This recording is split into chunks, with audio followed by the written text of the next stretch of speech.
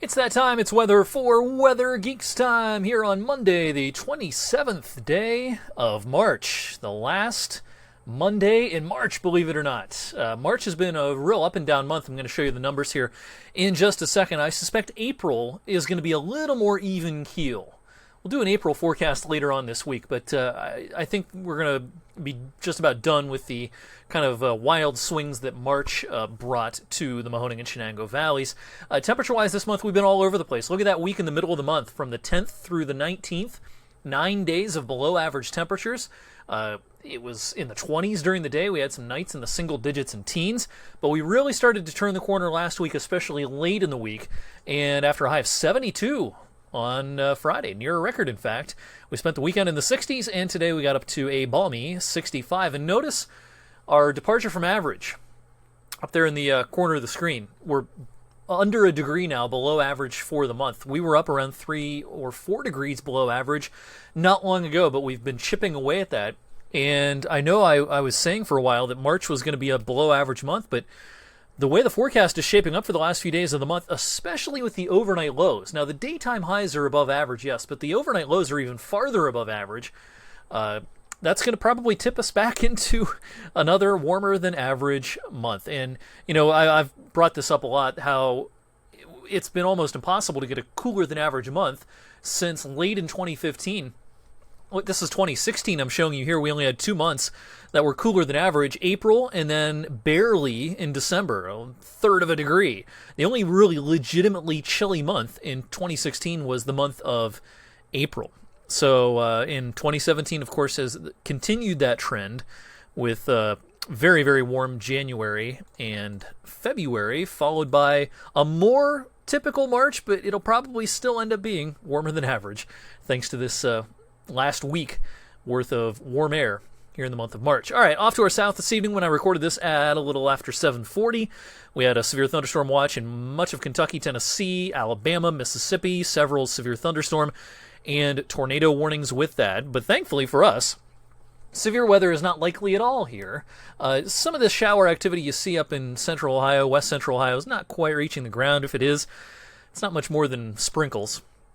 I think we have to wait for this more legitimate rain to track our way as we go deeper into the overnight hours. You'll see that here on our high-res computer modeling showing in the wee hours of the morning, 3, 4, 5 o'clock in the morning, it'll start to rain a little bit.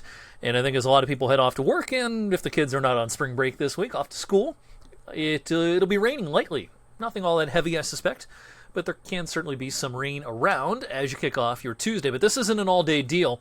I have the highest chances for rain right around daybreak, and then those chances decrease as you go towards midday, and especially into the afternoon hours on your Tuesday. It is going to stay pretty cloudy all day. As far as the rainfall totals, the RPM and the NAM, I think, are pretty overcooked here.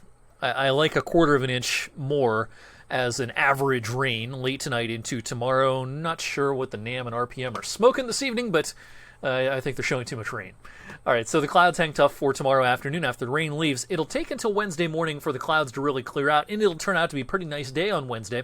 This high pressure pays us a visit from the north. A cool northerly wind, but daytime temperatures will still be a couple of degrees above average on Wednesday. Now on Thursday, I don't think it's raining first thing in the morning, but clouds will increase, and this warm front tracking our way will spread some rain in before Thursday afternoon is through, and that'll set the stage for a pretty soggy Thursday night and Friday. 10-day temperature outlook here. I talked about this on social media earlier on. You don't see many extremes coming in the next 10 days, but what you have is just a pretty consistent warm signal for the end of March and heading into the month of April. Really, Saturday, I have a high of 51 in the forecast for Saturday. That's a touch below average for the first day of April.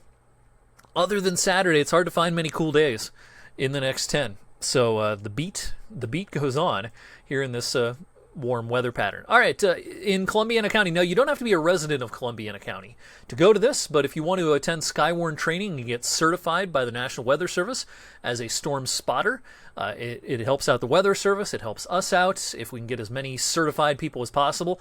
The training on Wednesday is in Columbiana County in Lisbon at the Columbiana County Vocational School at 6:30 in the evening. Now, if you can't attend this one, there'll be one more in our Ohio counties, and that'll be in Austintown in Mahoning County in April, and let me peek real quick here. When is that in April? It's April 19th at 6 p.m. at Austintown Fitch High School in the auditorium. That's coming up in a few weeks on April 19th. But Columbiana County has theirs tomorrow, but again, you don't, or Wednesday, I should say. But again, you don't have to be a resident of Columbiana County to attend this. Mercer County in Pennsylvania will have theirs in April, but I'll have to look at the date on that. Trumbull County, we already had a session in Trumbull County earlier on this month in Warren. So, more storm spotters, the better. We actually have a closed Facebook group, the 21 Storm Trackers Storm Spotters. We've had it for a few years now. We'd love to get more people involved in that. If you have some interest in being one of those storm spotters, let me know on Twitter or on Facebook. That'll do it for tonight's weather for Weather Geeks. Hope you have a great Monday night.